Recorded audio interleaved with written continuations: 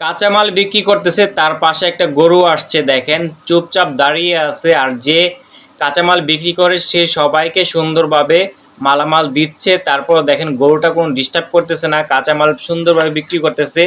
এই গরুটা সম্ভবত ওনার পালা গরু। এই গরুটাকে দেখেন ওনাকে খাবার দিচ্ছে অল্প অল্প করে।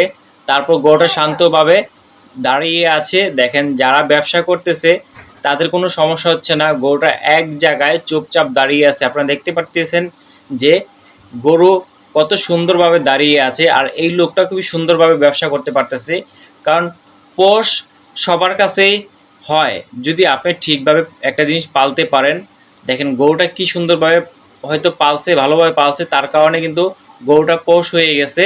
তার জন্য গরুটা তার কথা মতো দাঁড়িয়ে আছে। আর গরুটাকে দেখেন উনি খাবার দিচ্ছে, আপনারা তো দেখতেই পাচ্ছেন যে ওনাকে টমেটো দিছে। তারপরও গরুটা কোনো পাগলামি করতেছে না, গরুটা খুবই সুন্দরভাবে দাঁড়িয়ে আছে। আর দেখতে অনেক ভালো লাগতেছে। অবশ্যই দোকানদারের জন্য একটা লাইক দিবেন, একটা শেয়ার দিবেন, অন্য কেউকে ভিডিওটা দেখার সুযোগ করে দিবেন।